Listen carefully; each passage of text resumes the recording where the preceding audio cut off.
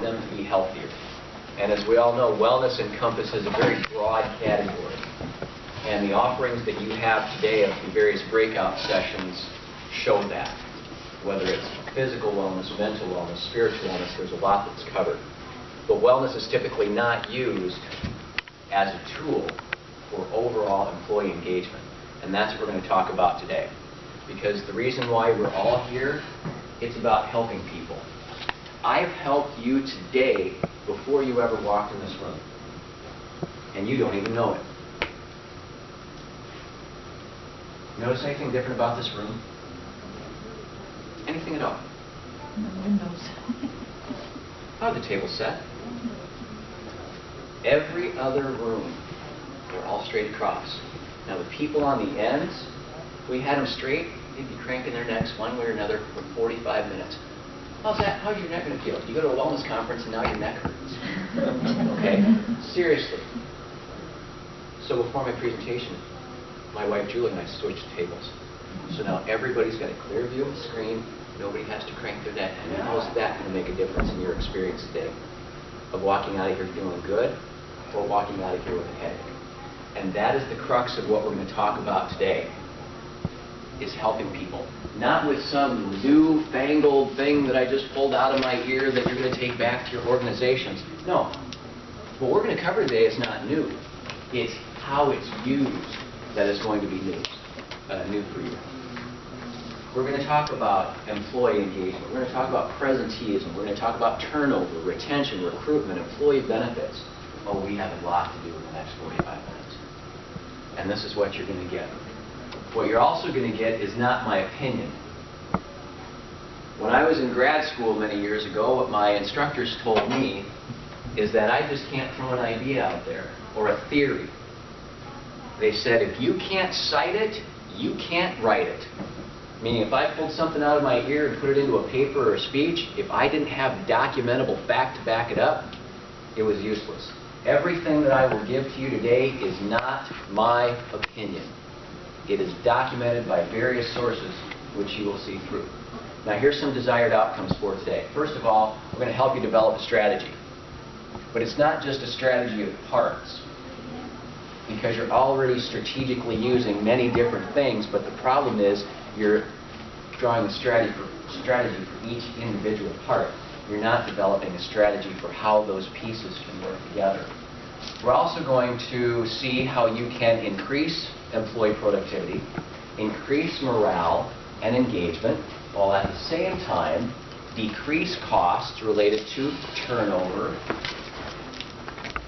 presenteeism, stress, and potentially reduce your healthcare costs. Now, if the only thing that you got out of today was how to decrease your healthcare costs, that would be huge. And we're going to go deeper than that. So I'm going to show you how I started in business. My parents owned a bar and grill in the town the size of 250 people, a town called Grafton, Iowa. If you've heard of it, I'd be stunned. I know what it takes to run a business because I bounced on my folks' knee watching them run the business that was family-owned, family-run. They had employee issues. And we all know that a lot of times our jobs are not 8-hour-a-day jobs.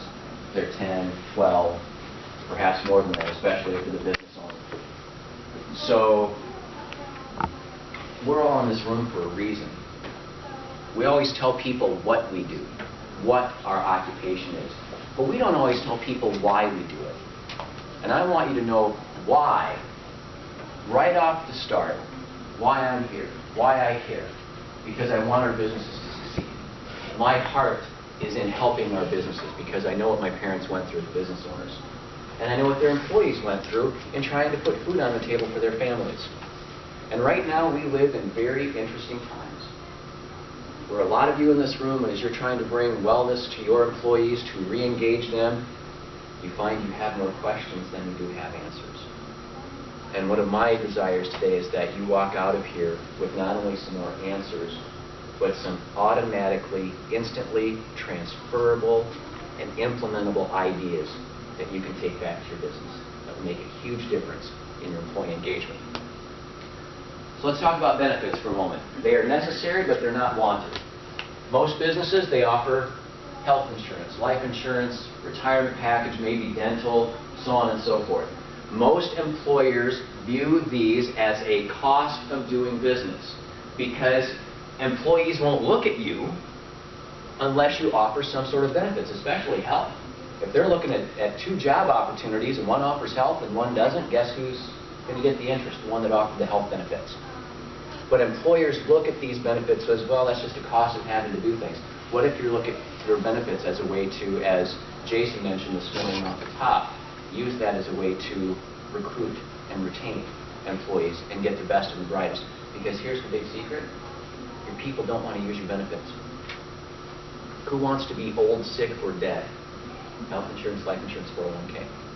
So I think we can agree that if they're using their benefits, typically that's not a good day. And then we have the employer disconnect. And I'm going to go with gender here for a second, and I'll use my wife Julie and myself as an example. She and I can see the same situation at home completely different.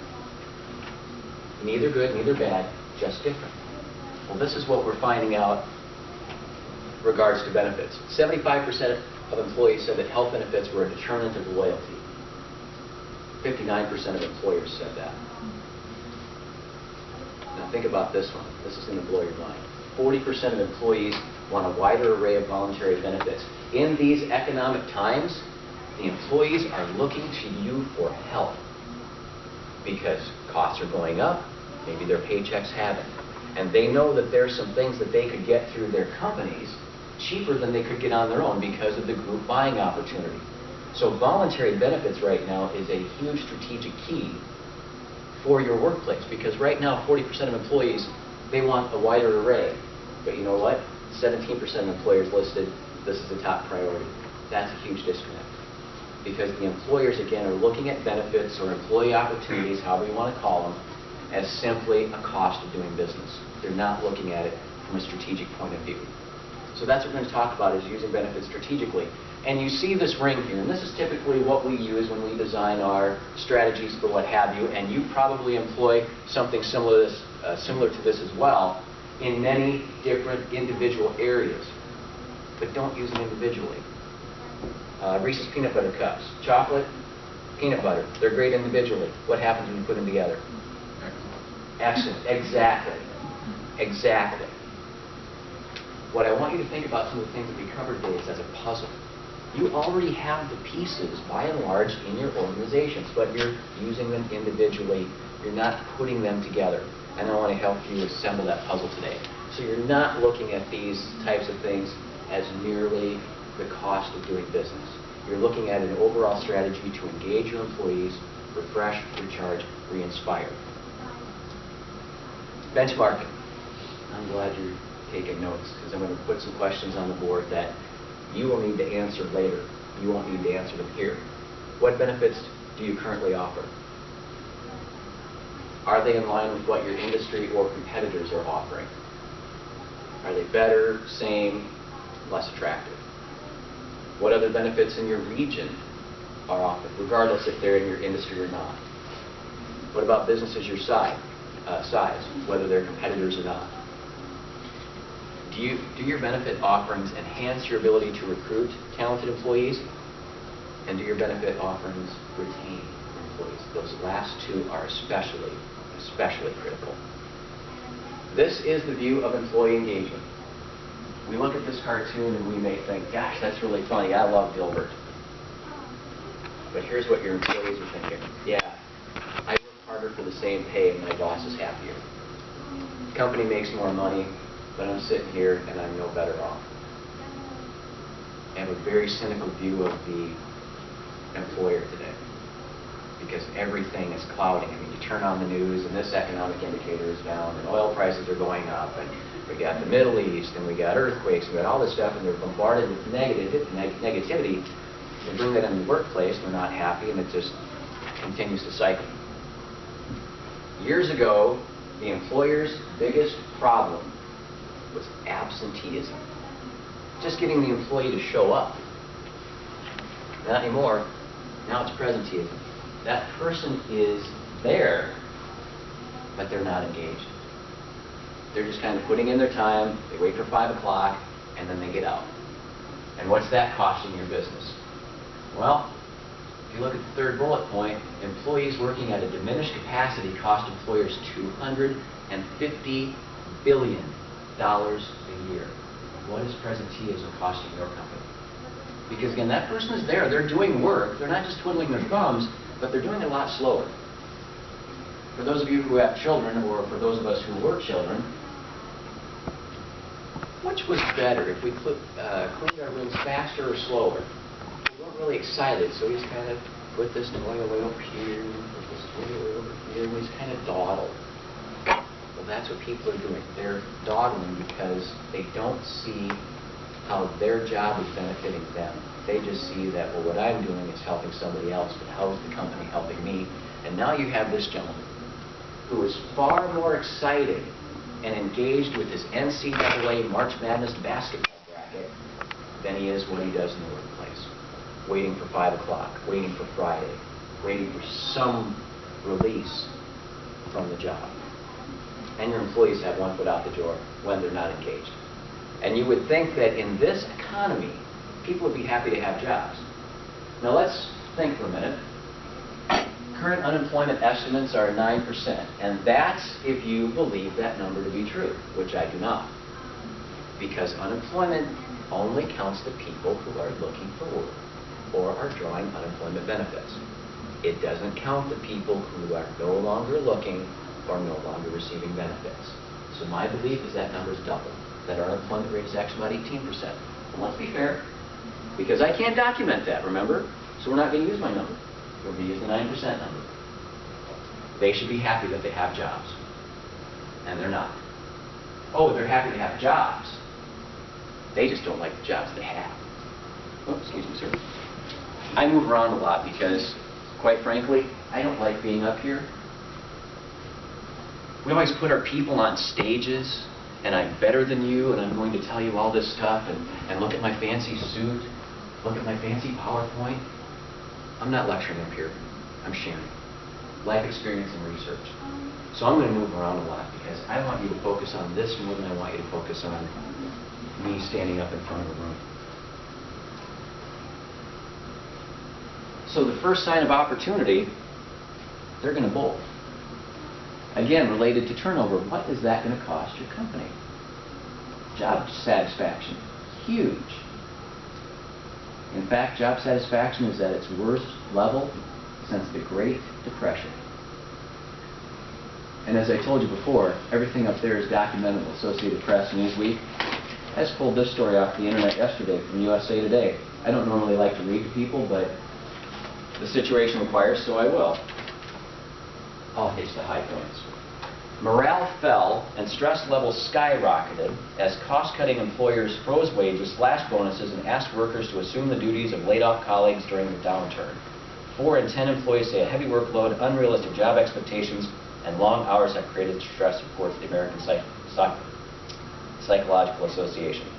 Fed-up workers are seeking greener professional pastures. Slightly more than 1 in 3 hope to find a new job in the next 12 months, according to MetLife. That impending exodus could wallop employers who have to pay for recruiting and training replacements, as well as deal with lost productivity as they seek personnel. More than half of the employers say they've had difficulty attracting employees with critical skills, according to the consulting firm Towers Watson. This is a huge problem.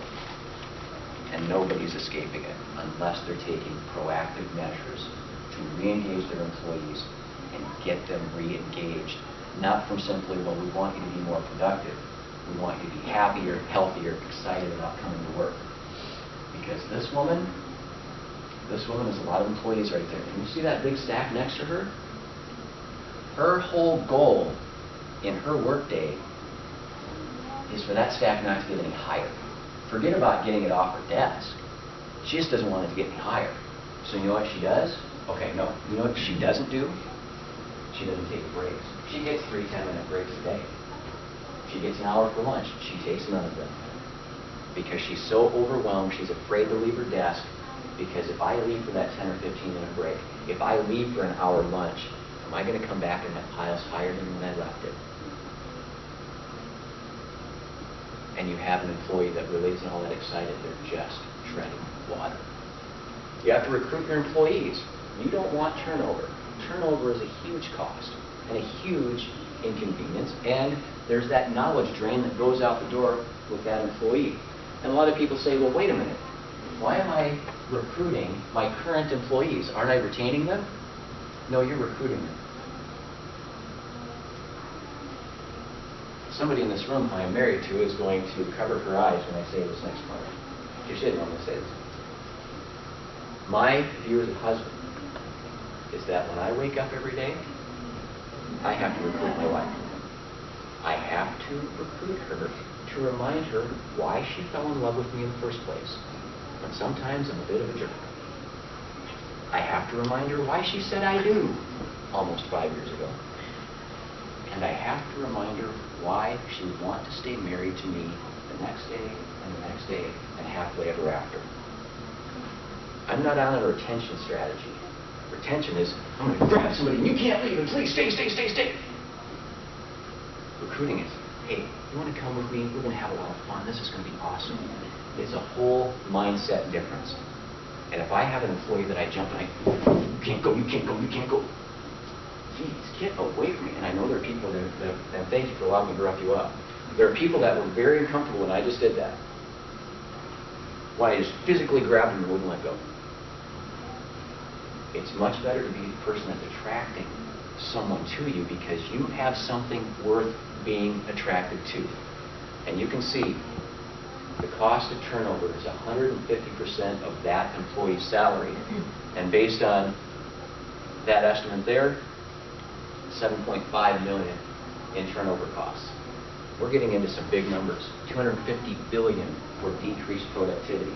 $7.5 million for turnover. And you know what? We haven't even talked about healthcare costs yet. If companies could just reduce their costs in these manners, how much better would they be? Because wouldn't you like to have employees that look like this? That were excited about coming to work each day. Because they believed in the mission of the company and that they actually mattered within it. Not, well, I'm a cog in a machine and they need me to make this thing go. It's their part of the success of the company. They believe in the mission and the organization. But they're too stressed out to think about that. Stress is a part of everybody's lives. And the biggest stressor we have is our jobs. So how much is stress costing? It's a lot. People are putting in more hours. They're taking the responsibilities of people who've been laid off. And it just goes on and on. Companies that manage stress and not giving activities to do, here's a stress ball or here's how to breathe, but a comprehensive stress reduction strategy inside and outside the workplace is key.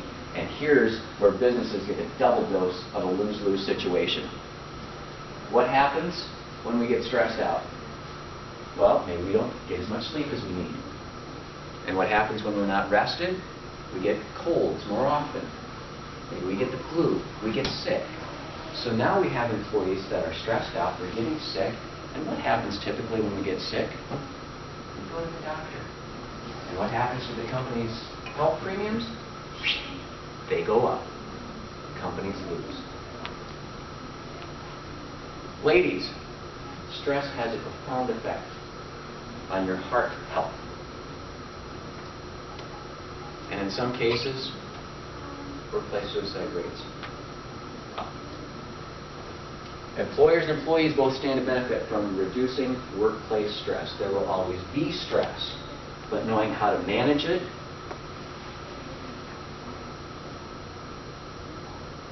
this is the danger of using somebody else's laptop. Thank you, Abe.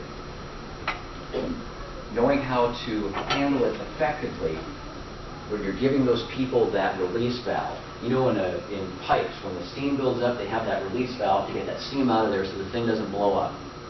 Same thing here. Everybody manages stress differently. If I get stressed, I go run 3 miles. Because by the time I'm done running 3 miles, I'm so darn tired I don't have enough energy to be stressed anymore. And this is your employee. Another key concept, and I would honest to goodness write this one down. The 20th century management model is time management. You got to manage your time, manage your time. Here's how to plan, manage time, manage time, manage time, manage time. Outdated. It's about energy management. Are you managing your employees' energy? Because our energy levels are at an all-time low. And I'm not talking utilities. How many of us this morning got 8 hours of sleep last night, and we woke up refreshed and we jumped out of bed and we were excited to get here and zippity-doo-dah? Not many of us. I didn't sleep much last night because I was so excited to be here. I was asleep for a couple hours and awake. Sleep. But even on a good day, I'm probably getting about 7 hours sleep. So now you have employees that aren't as rested. They come in, they don't take their breaks. They don't take their lunches. They don't have any energy. Coffee, Red Bull, Monster, 5-hour energy, because you don't want that 3 p.m. feeling. We're not talking energy boosters to give us more energy. We're talking energy boosters just to get through the day. You have employees like this, they can't make it through the day. How are they supposed to be productive? You put the wrong fuel. I mean, you could ask Rebecca this morning. If you eat fruits and vegetables and good meats and get a balanced diet, or you eat absolute garbage for food, how's your body functioning? Same thing with energy. You don't have enough of it, you're not functioning very well. So you as HR professionals, as wellness professionals, you have to manage your employees' energy levels. Get them to take their breaks. Sprint and recover, sprint and recover. Work hard as a dog for 90 minutes. Get up, go walk for 15. Get your mind off your work. Huge way to manage stress. National Geographic a few years ago had a special called Stress, Portrait of a Killer. And this just goes to reason. I talked a few minutes ago about, if you're not rested, you get sick more often. Well, if you continually subject your body to stress day after day after day after day, it's that rubber band you keep stretching and then it snaps. The 6 leading causes of death all have a common thread, and that is stress. The Japanese have a word for it. It's called corrosion. And it literally means working yourself to death. But let's not be so melodramatic. Let's say it doesn't kill your employees. Stress affects memory in 2 ways. Chronic stress can actually change brain circuits so that we lose the capacity to remember things as we need to. Very severe acute stress can have another effect, which is often we refer to as stress makes you stupid, which is making it impossible for you over short periods of time to remember things you know perfectly well. It makes it impossible for you to remember things you know perfectly well. So even if it doesn't kill your employees, it's making them stupid and not momentarily forgetting something. You saw what the human brain did. It shrunk. The dendrites, the nerve endings shrank. How many of you have looked at a problem or been trying to figure something out and you can't, it's not clicking, and you go to bed and you wake up in the middle of the night or the next morning and there it is. It's just like, oh my gosh, how did I not think about that sooner? Because you weren't rested. Because you were so focused and stressed on, I gotta work harder, work harder, work harder, work harder, and the brain would not function. But you got rested, suddenly it's like, oh, don't know why I didn't think about that before. Sorry to do this to you, she just yawned. And I know it's not because of me, because I'm a very exciting, interesting person, but she just yawned. And we all do this. And thank you for letting me pick on you, because I'm not making an example of you. You are an example of where a lot of us are. We get to that point of the day, and we're not even to lunch yet, and the body's already starting to drag a little bit. Again, managing your energy level. And then we have the double whammy as individuals, because we don't leave our work at the office, do we? No, we take it home. And then we have home issues to deal with. Oh, this wonderful economy that we're in. It's just chugging right along. And now they come home and they're trying to figure out how they're going to pay the bills. Mortgage, gas prices go up, grocery prices go up, putting the kids through school. How am I supposed to figure this out? And then I got to deal with the wife, and suddenly I've got a short fuse because she's annoying me again. And we can treat our family horribly because our family can't fire us. Well, she can fire me, but the kids can't yet. So all of a sudden, relationships suffer, and there's a divide. And now we have that stress at home that's built up from the stress that we have at work. And now where do we take that stress back to? We take it back to work. It goes, and it goes, and it goes. Been talking about employees a lot, but your executives are feeling the strain too because they're under pressure. Increase revenue, decrease costs, maximize profitability. They're putting in longer hours, and you need to look at their energy and time put in as well. I know HR directors that they will go into the executives' offices and say, time to go home. You've been here too long. You need to think of productivity as a sprint and not a marathon. Because studies have shown the longer that you put in hours, the less your productivity is. Because you don't have the energy. And just because you're there 14 hours a day doesn't make you more dedicated. It doesn't make you more productive. It just makes you more tired. And then that feeds into that cycle because then your family never sees you. You're not out living. You're not out doing the things that you need to do to get rid of that stress in your life. So again, your employees are looking to you for help in their work-life balance. Because what some are afraid of, even though they're not happy with their jobs, they're afraid to lose it because I need the income. So I'll put in more hours and more hours and more hours, and my family will forgive me because when times get better, well then I'll spend time with them. And somehow that never comes because they get locked into that mindset of I've got to do more, I've got to put in more hours, and they think, quite frankly, that's what they want. That they should be there longer to show their commitment. So here's the thing you need to do. Encourage employees to get out. Perks and benefits around vacations. And employers will say, well, yeah, I offer 2 weeks vacation, 3 weeks vacation. No, what you offer is time off. Cost of doing business. I got to let that employee out of here 2 weeks a year. Yeah, whatever, we'll replace, we'll get by. Okay? All work and no play. Makes Jack a dull boy, but it also makes him very tired, and Jill too. Many businesses will look at the vacation policy, and let's say I'm the HR person, and I'm looking at every person in this room, and I'll go, okay, she used 10 days, you used 5, you used 2, you used 7. Because I want to make sure that they don't use more than they've got coming to them. I don't want them cheating the company. You got to flip that around. If each of these people have 14 days, you need to make sure that by the end of the year they've taken their 14 days or their 3 weeks or whatever it may be. Because the average American employee leaves 4 days of vacation unused on the table. And while employers may say, hey, well, that's good because I didn't have to have somebody else take their job over or hire a temp or lose the productivity, I had that person there.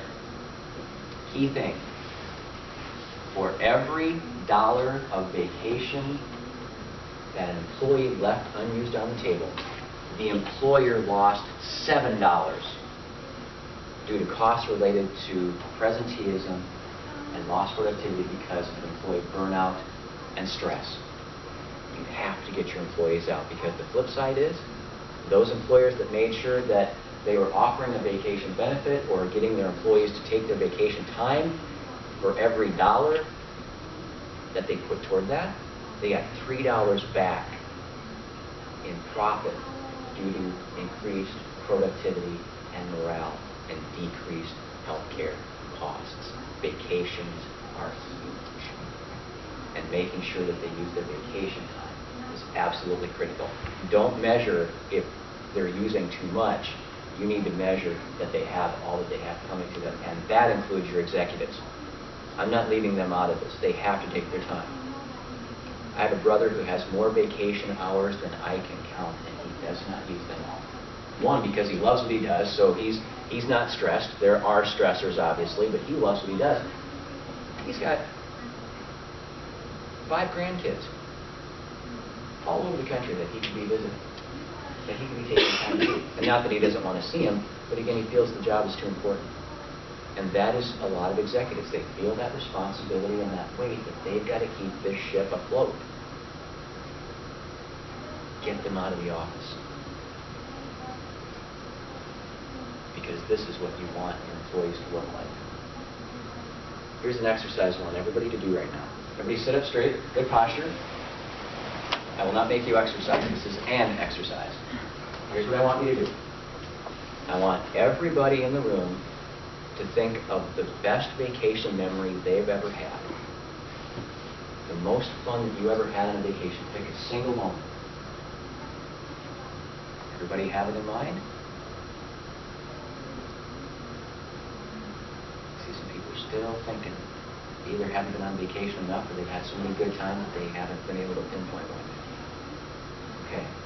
Now, I want you to make note internally, how did your body change? How did your body feel when you made that memory? Okay. Second exercise I want you to do. Okay. Erase the one you just had, clear slate. I want you to think of the best day of work you ever had. And people are starting to laugh. What kind of a question is the best day of work I ever had? It's work. It's because work is the norm and vacation's not. Vacation is the time that we get a chance to go out and make memories with our families. We have to get them out and make memories with their families. Decompress. Because you know what happens? We go out and we make these fun memories. And I can tell you each one of these pictures, where we were, what we were doing, how I felt. And these are just the ones that are pictured. That's not all the ones that I've taken. And we come back and remember. And everybody that was in the room that had a vacation picture memory felt different. Happy. Their body chemistry changed. Now you have employees that have that body chemistry changed. They have that release valve. They get that pressure out of their system. They come back happy with an employer that values them enough to get them out of the office. And when you come to work and you go, oh man, that was so fun. And that memory could have been 5 years later. I could spend 30 minutes telling you about this one moment when Julie and I were in Cabo. And I will tell you something straight up. If you want to feel what it's like to be, insert your favorite rock star, movie actor or actress here, wear a Spam hat. Seriously. We were in Mexico, Cabo, to be specific, and they were sponsoring a crazy hat party. So we wore Spam can hats. And then went to dinner in the restaurant that held about, 200-300 people? I mean, it was big. People were flying over to us. We couldn't eat. Hey, can I take your picture? Oh, I saw your Spam hat. Cheese, and then they click. Cheese, and then they click. I'd get a mouthful, and I'd have to go like this because I didn't want to be, have a smile full of broccoli or whatever that was still in my teeth as I was chewing. It was phenomenal. Absolutely phenomenal. And my body chemistry is changing because I remember it was so much fun, and that was one moment out of a 7-day vacation. This was last Thanksgiving. My wife grew up in Napa. I'd never been there. So we went off for Thanksgiving for 7 days. Her brother's a winemaker, and a darn good one. Wouldn't it be nice to see our employees smile like that when they were in the office? Because they remembered the time that they weren't in the office and how much you valued their health and you got them out of there. Because again, not my opinion, vacations are an essential part of productivity and employee wellness. It's a strategy. It's not a cost of doing business. Wouldn't you love to have employees that came into work and were like that every day? Can you imagine how much fun that office is when everybody's so excited to like, hey, did you see? Insert whatever there. Yeah! How many employees actually do that? Where they're that excited about being in the workplace, about their jobs, not about something that happened outside the office, not about their brackets, not about something their kid did in sports, but something that was in the office that was so exciting to them that they jumped up and down, that they were excited, their fist pumping. But beyond that, vacation saves lives. Remember the slides we had earlier about women and heart disease and death and suicide rates? Save lives. The 5 vacation group had a 1/3 lower risk of dying during the 9-year study period compared to the no vacation group. I see this slide and I always think of Julie, and not for the one that you would think. I think she knows which one I'm thinking of, because she knows me very well. One of our vacation memories, she had a chance to fulfill a lifelong dream. She swam with the dolphins. And as most things, when you are at those tourist areas, I'll say, they always have the cameras ready. They'll take your picture, then you can buy the picture. And we bought the set, because why the heck not? And there's a picture with her and a dolphin where she's in there. She's tearing up. Don't make me cry now. She's holding the dolphin's fins. And there is such a look of pure, unadulterated joy on her face. It is the most joyful person I've ever seen in my life. I told you not to make me cry. If you looked up joy in the dictionary, you would see my wife's picture next to it as an example. And that is a memory I always carry with me, and that's not something that I experienced. It was a memory that I made with my wife. And this is what we're talking about. You helping your employees to get out with their families so that they can calculate the sand to water ratio in their toes. That's what they should be thinking about on vacation. Now, quite frankly, there are 3 reasons people don't go. Because when we talk about vacations, we're not talking vacation time. We're not going home to build a deck or paint a house or work on some remodeling project. We're getting out of our routine. We're getting out of the house. We're getting out of town. But people don't think they can afford to go in this economy. Logistically, planning a vacation can be a pain in the rump. And we've all been there that just planning the vacation was enough not to go on vacation. But there's a 3rd reason. And before I tell you that, I'm going to do a little sidebar, and that is this. What I do outside these 4 walls, beyond talking to folks like yourself in situations like these, is that with this strategy, I have a specific way that I help companies to help their employees make memories. But I'm not here to pitch anything. If you'd like to have that conversation, I will be around after the presentation. But I wanted to let you know that was available. The other reason, they don't think the boss wants them to go. They don't think the boss wants them to go. Or worse yet, what if I do go on vacation and I'm not missed? And the boss decides that my job isn't necessary anymore. So they stay out of fear. And the stress level adds. The disengagement adds. You need to let them know that as a company policy, the company culture, that in valuing your employees, part of it is they need to use their vacation. They need to go and make these memories with their families. Because this is the type of vacation that your employees think they can afford right now. Again, the cartoon's funny, but the principle behind it is not. You have employees that think that that's all they can deserve. And you've got to change that culture. So, now using wellness to achieve re-engagement. Again, vacations and some of these other things as a wellness strategy, it helps the career. Because guess what? If you're happy and productive, you're going to do better at your job. You may be in line for promotions. Taking a vacation benefits everybody. Remember when I said about the lose-lose? You get stressed, you get sick, then you use the health benefits and the costs go up for your health insurance. This is a win-win. Because happier, healthier employees are going to be rested, they're going to be refreshed, recharged, re-inspired, and essentially you're investing in your human capital. Using incentives to boost employee health and the bottom line, they're not mutually exclusive. Bottom line and employee health have got to work together. Wellness programs linked to employee engagement and retention. And here is a huge one. How many of you link your wellness initiatives to performance reviews?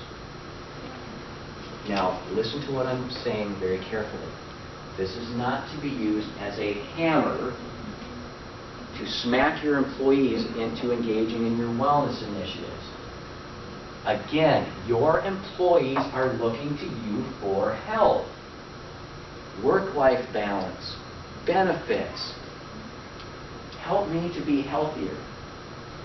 And quite frankly, and I'm sure nobody in this room does this, but there are companies out there that their wellness programs are activities. Oh, and by the way, when you do these activities, this little packet that we give you, don't do it here, do it on your own time. How asinine is that? Employee wellness, but do it on your own time. Don't do it on company time. That is you telling your employee, yeah, this is this added little thing. You're giving your employees homework. This is not about caring about them and helping them to be healthier, happier people who are going to help build your company. It's about, okay, well, we've got this wellness thing, and here's this booklet, go home and do it. But make sure you're still productive at work, but do it on your own time when you're trying to balance your family and your finances and all this other kind of stuff. If you're giving folks the tools to be healthier, and you say, hey, you know what? If you're healthier and you're happier and you're more productive, it's going to show up on your performance review. And if your performance review is good, you could get a raise. You could get some other type of work. You could get a promotion.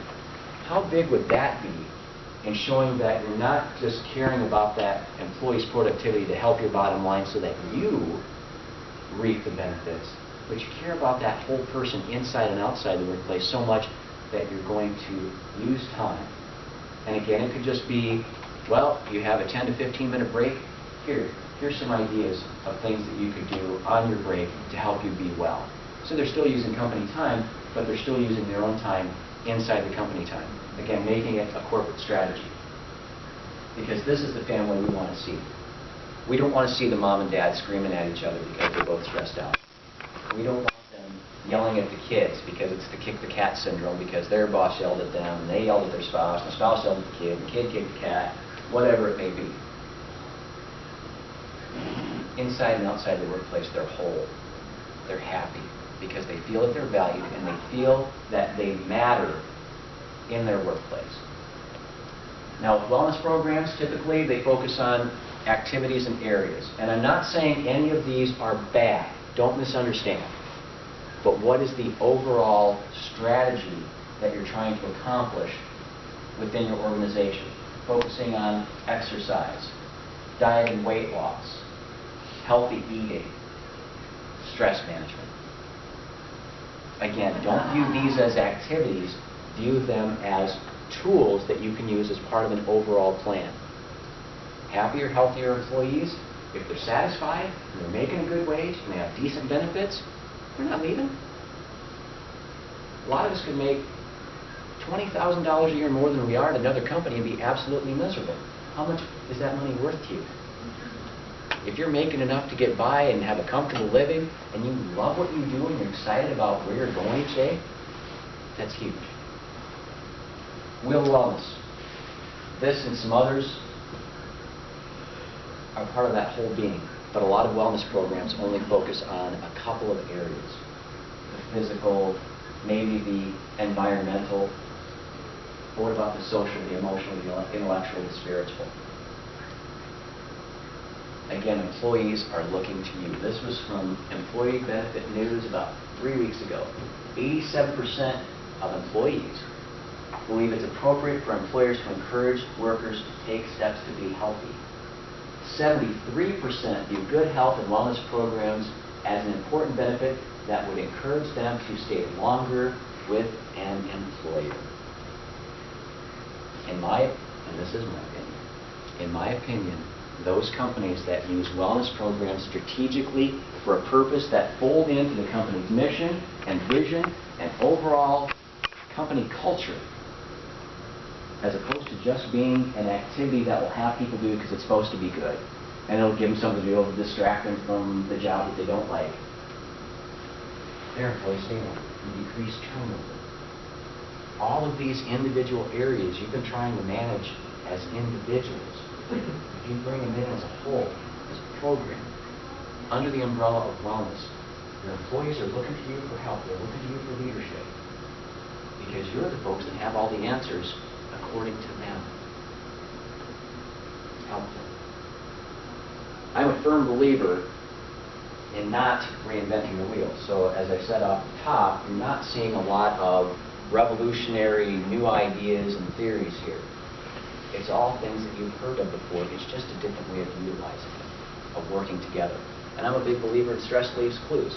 So, and what I talk in here, is what I say actually happening?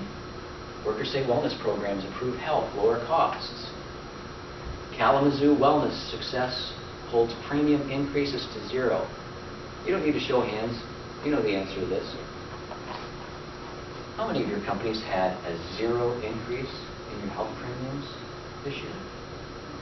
Again, the only thing that you got out of today, out of all the excellent content that you're being exposed to, was that you could hold your health care costs to a 0% increase. Would that be worth it to you? I think it would. So here's some questions to take away. What's your long-term benefit strategy? Do you even have one? Again, most employers, and I'm not saying anybody in this room, but most employers look at benefits as a cost of doing business, not as a strategic way of engaging their employees, retaining, recruiting, maximizing their human capital. What is your current employee or current benefit strategy? Do your benefits and do those strategies fit with your organizational goals? What are the critical features of the benefit plan? I would wager there are not a lot of businesses that could answer that question because they don't give it any thought. Health insurance, life insurance, 401k, cost of doing business, well, that's just what I have to offer, and okay, now they're here, great, now get to work. But there's no long-term thinking in how they're utilizing it. How many core benefits are employer-based and how many are voluntary? Again, a lot of businesses are missing the boat because they're not utilizing voluntary benefits, employee opportunities, however you want to call them, which in large measure are 100% employee funded. So again, the company offers them, but the employee funds them. And you can have your employees direct you. What would be of interest to you? Would you like this or that? And let them guide. I mean, crying out loud, you have employee benefits out there that are huge, and it's pet insurance. Take your dog to the vet. Hey, I got insurance. Here's the dog's card. I know it sounds weird, but it's true. It's a huge benefit right now. Pet insurance. Really? Really. And do you use employee feedback to determine retention? Again, going back to the beginning, where the disconnect is. What the employee thinks and what the employer thinks can be two different perspectives, two different perceptions, two different answers. So with what you're currently doing or what you currently want to add, not a bad idea to survey the employees to find out if it's what they really want. And even if nothing changes, even if they're happy with what you currently offer, I know one thing that will happen. They'll be happy you asked, that you actually wanted their input. So the Rotary Engagement starts here. And I don't mean just inside this room or at this conference. Obviously it does for most of us because that's why you're here. And I applaud you for being here today, for caring enough about the people in your organization that you would come to an event like this to get some ideas and strategies and techniques that you can go back and help your employees and your executives to be better inside and outside your organization. As I mentioned, I will be around, and if you'd like to have further conversation, I would absolutely love and adore to talk with you.